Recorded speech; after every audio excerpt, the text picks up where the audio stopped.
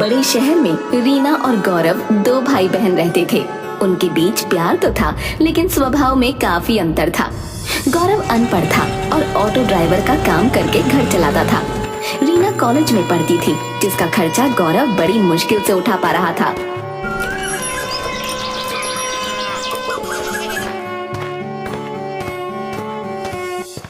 रीना, आज कॉलेज में क्या नया सीखा? भैया, आज कुछ खास नहीं था। वैसे भी आपको समझ में नहीं आएगा। मुझे पता है, तू बहुत होशियार है। हमेशा अच्छा पढ़ना, तुझे बहुत आगे जाना है। हाँ भैया, मैं जानती हूँ मुझे क्या करना है। आप अपनी फिक्र करो और ऑटो चलाने में ध्यान दो। तू मेरी ताकत है रीना, बस तू खुश रहे और अपनी पढ़ाई में आगे बढ़े, यही मेरी खुशी है। ठीक है भैया, वैसे मुझे पढ़ाई के बाद कुछ जरूरी काम है। खाना मत बनाना, मैं बाहर ही खा लूंगी। ठीक है, जैसा तू कहे। लेकिन तू जा कहाँ रही है? रीना बिना जवाब दिए चली जाती है। गौरव के मन की उदासी उसके चेहरे पर साफ दिख रही थी। उन दोनों के बीच का रिश्ता उलझा हुआ था। जहाँ गौरव अपनी बहन के लिए सब कुछ करने को तैयार था, वहीं रीना अपने भाई की मेहनत को नजरअंदाज करती थी। एक दिन गौरव और रीना के बीच झगड़ा हो गया, क्योंकि रीना को महंगा मोबाइल चाहिए था। भैया, मुझे वो नया मोबाइल चाहिए ही। मेरे सभी दोस्तों के पास है, सिर्फ मेरे पास नहीं है। रीना, वो बहुत महंगा है। हमारी हैसियत नहीं है कि हम वो खरीद सके। तो हमारी हैसियत क्यों नहीं है? आप ज्यादा पैसे क्यों नहीं कमाते? रीना, मैं जितना कर सकता हूँ उतना करता हूँ। ऑटो चलाना ही मेरे बस में है। ऑटो चलाना? क्यों? और कुछ नहीं कर सकते आप? क्यों कुछ बड़ा करने की कोशिश नहीं करते? दुनिया कहाँ की कहाँ निकल गई है और आप ऑटो ही चला रहे हो। क्योंकि मैं अनपढ़ रह गया मेरी बहन, इसीलिए ज्यादा कुछ नहीं कर सकता। क्यों अनपढ़ रह गए? किसने रोका था? आप ही की वजह से हमारी जिंदगी इतनी कठिन है। हाँ, सही बात है। रीना गुस्से में वहां से चली गई और गौरव अंदर ही अंदर टूट गया। फिर एक दिन जब गौरव अपना ऑटो लेकर निकलता है, तो उसे सवारी मिलने में बहुत दिक्कत होती है। हे भगवान, आधा दिन हो गया और अब तक सिर्फ 2 ही सवारियां मिली। ऐसे कैसे चलेगा? अगर और सवारी नहीं मिली तो रात का खाना भी नसीब होना मुश्किल हो जाएगा। हाँ भैया, रेलवे स्टेशन चलोगे? हाँ हाँ, जरूर जाऊंगा, आइए बैठिए। 30 रुपए दूंगा। पर स्टेशन के तो 100 पड़ते हैं। चलो आप 80 दे देना। रहने दे, तेरे जैसे बहुत मिल जाएंगे। हे भगवान, क्या जुल्म है। 100 वाली सवारी 30 रुपए में कैसे ले जाऊं मैं? पर मजबूरी है, क्या कर सकता हूँ। अच्छा बैठिए।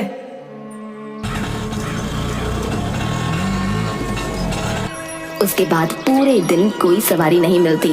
वो बहुत जरा सा खाना लेकर घर पहुंचता है। ये ले रीना, तू खा ले। मेरा पेट खराब है तो आज मैं कुछ नहीं खाऊंगा। ठीक है। गौरव पानी पीकर लेट जाता है, पर भूख की वजह से करवटें बदलता रहता है। कुछ समय बाद रीना का कॉलेज पूरा हो गया और उसने नौकरी के लिए कई जगहों पर अप्लाई किया। आखिरकार एक कंपनी ने उसे इंटरव्यू के लिए बुलाया। रीना बहुत खुश थी, लेकिन वो रिजेक्ट हो गई। मैंने कितनी मेहनत से पढ़ाई की थी। हर दिन सोचा करती थी कि एक दिन बड़ी नौकरी करूंगी और सबको दिखा दूंगी कि मैं भी कम नहीं हूँ।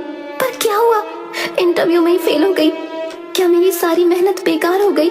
मुझे समझ नहीं आ रहा कि मुझसे गलती क्या हुई है। रीना, क्या हुआ? तू इतनी उदास क्यों है? भैया, मैं रिजेक्ट हो गई। मैंने इतना सब कुछ किया, फिर भी मुझे नौकरी नहीं मिली। अरे, ये तो बस एक मौका था रीना। तू और मेहनत कर, अगली बार तुझे जरूर कामयाबी मिलेगी। हाँ,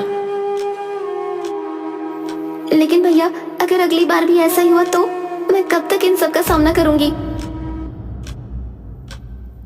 अरे जिंदगी में हार जीत तो लगी रहती है, हैं? तुझे हिम्मत नहीं हारनी चाहिए, मैं हमेशा तेरे साथ हूँ। रीना ने गौरव की बात सुनी, लेकिन वो फिर भी बहुत उदास थी। उसने अपनी उम्मीदों को टूटते हुए देखा था। गौरव ने उसे हिम्मत देने की कोशिश की, पर रीना का मन अभी भी सवालों और निराशा से भरा हुआ था। उसे समझ नहीं आ रहा था कि आखिर उसकी मेहनत का फल कब मिलेगा। तभी अगले दिन शाम में उसे एक कॉल आया। हेलो, क्या सच में? Thank you so much, I can't believe it.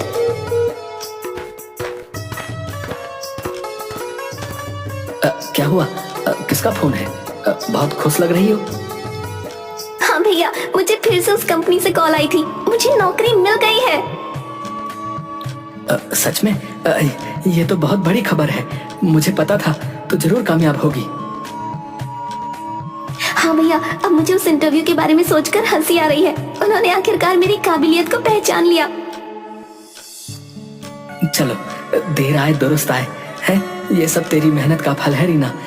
अब तुझे अपनी काबिलियत साबित करने का मौका मिला है। हाँ, अब मैं अपने दोस्तों को बता सकती हूँ कि मैंने ये नौकरी पा ली है। आखिरकार मुझे वो मिला जो मैं चाहती थी। अब मैं सब कुछ अपने तरीके से कर सकती हूँ। रीना और गौरव दोनों ही इस खुशखबरी से बहुत एक्साइटेड थे। हालांकि रीना का घमंड अब और भी बढ़ गया था।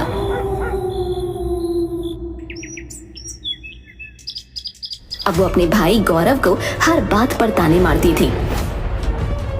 भाई, ये देखो, मैंने अपना फेवरेट फोन ले लिया जो तुम अपनी जरा सी कमाई से मुझे नहीं दिला पाए थे।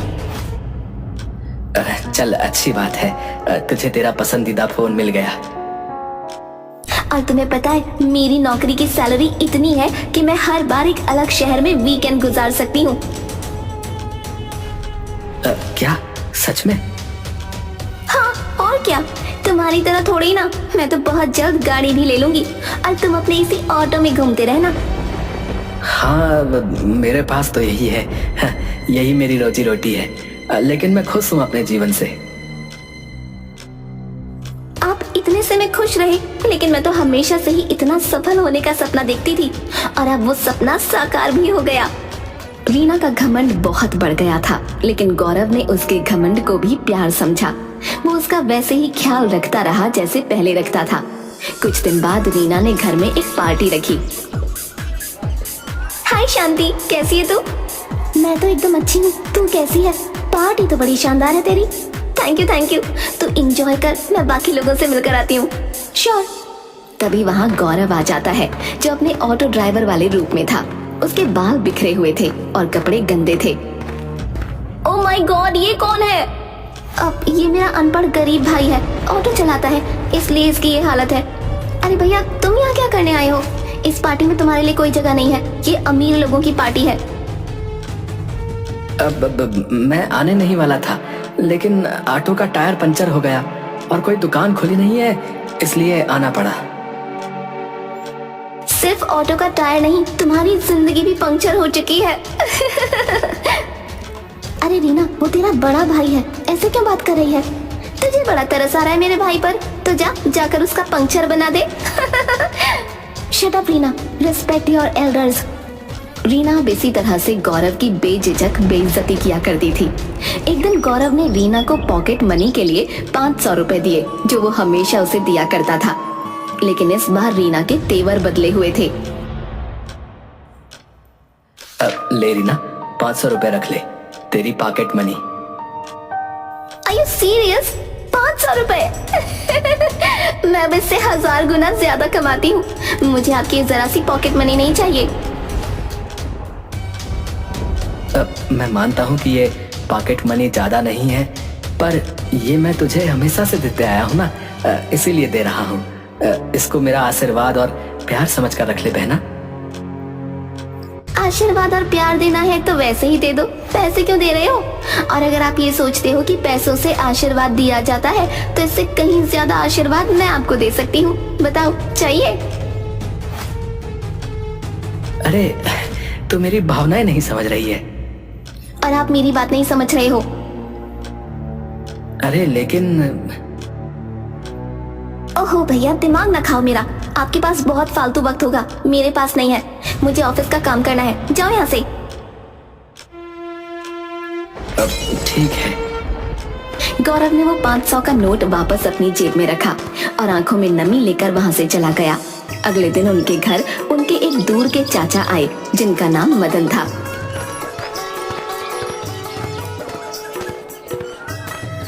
अरे कैसे हो मेरे बच्चों? मैंने सुना रीना की जॉब लग गई। जी मदन चाचा, मेरी जॉब लग गई है। अब मैं भैया से कहीं ज्यादा अमीर हो गई हूँ। भैया अभी भी वही पुराना ऑटो चलाते हैं और मैं एसी ऑफिस में बैठकर काम करती हूँ। हाँ हाँ ठीक है, बहुत अच्छी बात है, पर यह बताओ कि इतना घमंड क्यों दिखा रही हो भाई? घमंड नहीं, मैं तो सच्चाई बता रही हूँ। सच्चाई बोलने का तरीका और होता है। हाँ, मुझे बेवकूफ मत समझ, मैं तुम लोगों का चाचा हूँ, चाचा। अरे जाने दीजिए ना चाचा जी, आप बिस्कुट खाइए। ओफो, बिस्कुट नहीं होता है भैया, बिस्किट होता है। अनपढ़ के अनपढ़ ही रहोगे आप हमेशा। बस बहुत हुआ। तू जो इसका इतना मजाक बना रही है ना, तुझे पता भी है कि वो अनपढ़ क्यों है? क्यों ऑटो चलाकर गुजारा कर रहा है? हाँ, क्योंकि वो स्कूल नहीं गए इसलिए अनपढ़ है। पर स्कूल क्यों नहीं गए ये तुझे नहीं पता? जब ये 7वीं में था ना, तब तू पैदा हुई थी, समझी? उसके कुछ ही समय के बाद तेरे माँ बाप की एक एक्सीडेंट में मौत हो गई। तुझे पालने के लिए इसने पढ़ाई छोड़ दी और लोगों के घरों में काम करना शुरू किया। जब 18 का हो गया तो ऑटो चलाना शुरू कर दिया। ये बचपन से तुझे खिला रहा है, पढ़ा रहा है, और तू कहती है कि ये अनपढ़ है? ऑटो चलाता है। रीना ये सब सुनकर हैरान थी क्योंकि उसे ये सब कुछ नहीं पता था। वो इन बातों का कोई जवाब नहीं दे पाई और ना ही गौरव से नजरें मिला पाई क्योंकि वो बहुत ज्यादा गिल्टी फील कर रही थी। अरे अरे जाने दीजिए ना चाचा जी, आप ये सब पुरानी बातें क्यों कर रहे हैं? अरे तुझे इसकी बातों से कोई फर्क नहीं पड़ता होगा, पर मुझे तो पड़ रहा है ना भाई। मैंने अपनी आंखों से देखा है कि तूने कितनी मेहनत की है और उसके बाद भी ये तेरे खिलाफ ऐसे जहर उगल रही है। बताओ, मैं ये बर्दाश्त नहीं कर सकता भाई, बता रहा हूँ। ठीक है, मैंने माना कि इन्होंने मेरे लिए बहुत मेहनत की है, लेकिन मेहनत तो मैंने भी की है, तभी तो मुझे आज इतनी अच्छी नौकरी मिली है। हाँ, ये अच्छा हुआ तूने इसका जिक्र किया। तुझे अपनी नौकरी पर बहुत घमंड है ना, तो ये जान ले कि तू उस इंटरव्यू से रिजेक्ट हो चुकी थी। हाँ, तब तेरे भाई ने मुझे कॉल की क्योंकि मेरी उस कंपनी में जान पहचान है। मैंने वहां के मालिक से कहा कि तुझे रख ले, तो उन्होंने तुझे काम पर रखा, वरना वो हरगिज ना रखते। नहीं, ये झूठ है। अरे झूठ लग रहा है तो अपने बॉस से फोन करके पूछ ले। रीना अपने बॉस को फोन लगाती है तो पता चलता है कि ये बात सच है। ये सब जानकर रीना पूरी तरह से टूट जाती है। मुझे माफ कर दो भैया, मैंने आपका बहुत अपमान किया। मैंने ना उम्र की लाज रखी, ना रिश्ते की। मुझे माफ कर दो भैया। अब कोई बात नहीं मेरी बहन, तू रो मत। तुझे अपनी गलती का एहसास हो गया है तो मेरे लिए इतना ही काफी है। मदन चाचा, आपका बहुत बहुत धन्यवाद कि आपने आकर मुझे सारी सच्चाई बताई, वरना मैं हमेशा ही ऐसी जिंदगी जीती रहती। अरे तू सही रास्ते पर आ गई, बस यही बहुत है। हाँ, धन्यवाद की जरूरत नहीं है। उस दिन के बाद से रीना ने कभी घमंड नहीं किया और अपने भाई का हमेशा आदर करती रही।